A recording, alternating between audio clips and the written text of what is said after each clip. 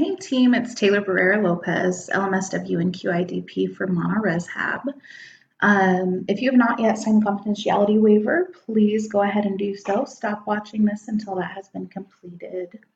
This is a participant-specific information and educational video for our participant, Skylar Farmer. You are required to watch this before you work with him one-on-one or at all.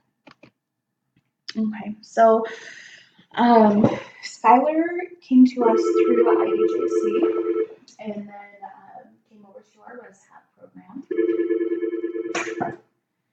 He started with us recently, and so a few of you already know him. For those of you that don't, Skylar was in an accident. He was driving a vehicle and was intoxicated, and this caused a traumatic brain injury.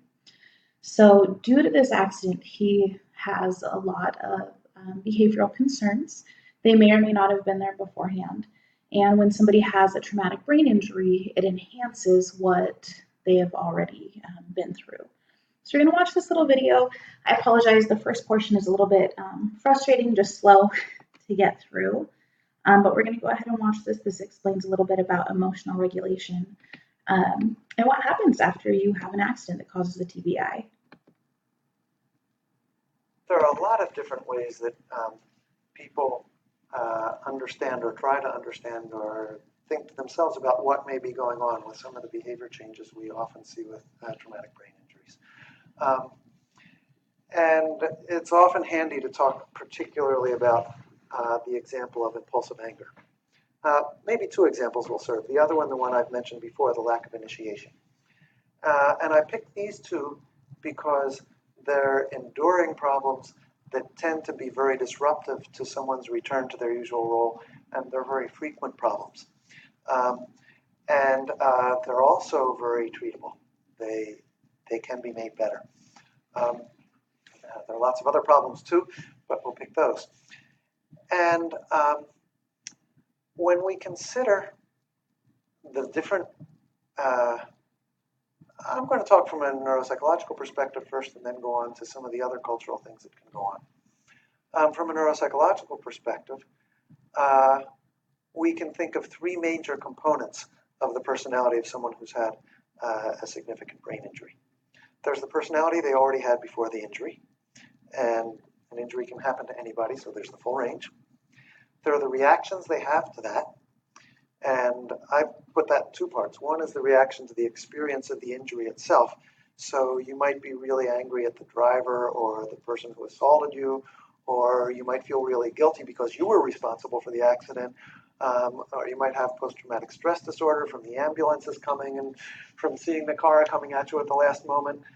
All kinds of reactive things to the accident itself.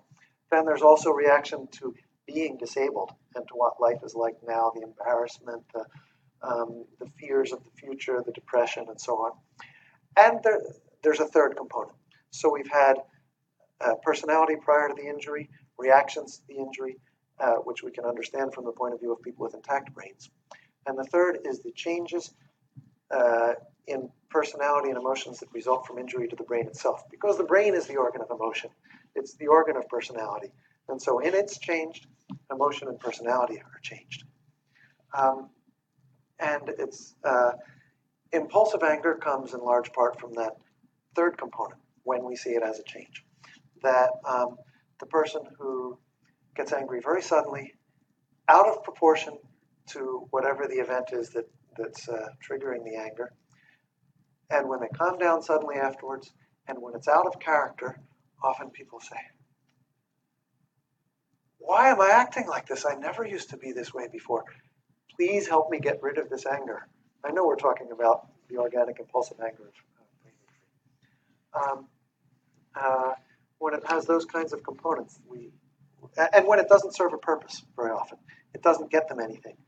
Anger serves a purpose in our lives much of the time. You know, it can get you something, and there are times when it's appropriate to get angry. But the impulsive anger of brain injury often doesn't get you anything. So those are some of the characteristics of that. Most people, when they first see it, will tend to assume that either the person was like that before if they didn't know them well and haven't seen it as a change, or perhaps that this is a reaction to either the injury, well, they're angry because they were in an auto accident, or they're angry about being disabled. They'll see it as reactive to that. Um, and that's a possibility, but much more often it's something else. Um, Likewise, people will tend to see that lack of initiation, that dead battery in the car kind of experience, as well, they must be depressed, or they're unmotivated, or they don't really want to get better, rather than seeing it as a brain problem. Those are common things, common interpretations to see in any culture.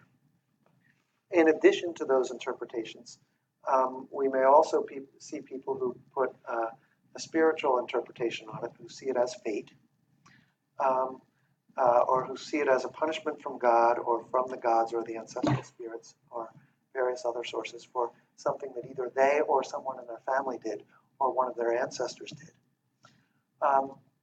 There are people who may see it as something that's part of a past life of their own that's responsible for it, or who may not attribute it to anything in particular, just chance and life happens this way. And one of the things that sometimes we have a difficulty understanding from a Western perspective, even though we do it ourselves, is that many people hold several interpretations at the same time. And it's not contradictory for them. And actually, that's true of us, although we don't recognize it. I mean, what caused the accident? Well, what caused the accident was that the car ran off the road. But what caused the accident was that the road wasn't well marked. But what caused the accident was that it was rainy that night, or that the driver was drunk, or that we didn't have a good program of, that the person at the bar didn't recognize they were drunk and let them go out, or that we have a society such that blah, blah, blah, blah.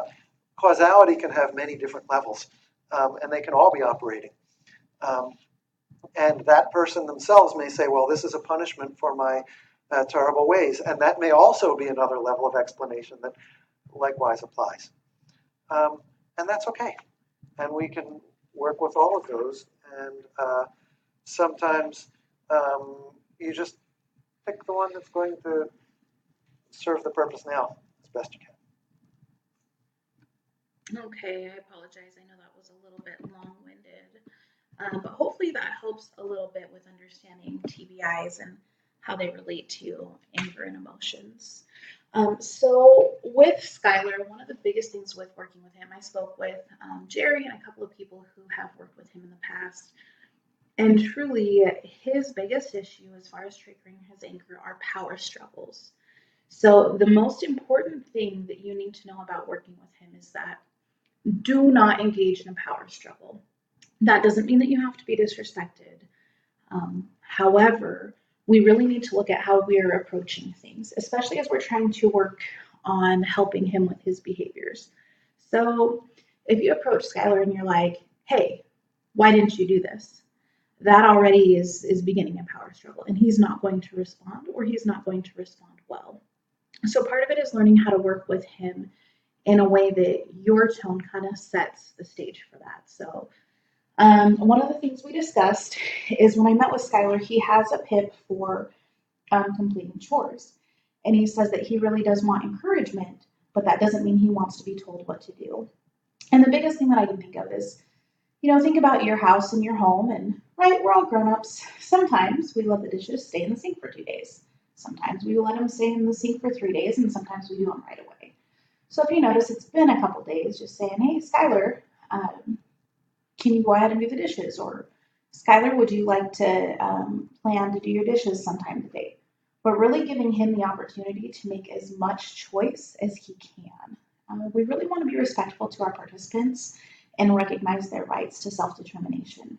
It's really important when we are working with people to understand that just because they are in a different situation than us doesn't mean that they have less of a choice in the matter. If he decides not to do it right, then you just mark it down. We document those kinds of things. And you can always reapproach, but really working on not engaging in a power struggle and thinking about different ways that we can present things to him are going to be very, very important. So I've got a quick video to watch regarding power struggles. Excuse me. This one, it has to do with parenting, but the point is the same. So obviously, Skylar is an adult. We want to treat him as such. But utilizing this information, I think, will be really helpful when working with him. Hello and welcome to the Kids Are Kids Expert Parenting Advice Video and Interactive Series. I'm Amy McCready, founder of Positive Parenting Solutions, and I'm proud to partner with Kids Are Kids to bring you practical solutions to your parenting challenges. Do you know the average child hears 432 negative comments per day compared to 32 positive ones? If there were a hidden camera in your house, how many times a day do you think you would catch yourself saying no or don't to your kids? I think most of us would be surprised at how many negative commands we dish out on a daily basis.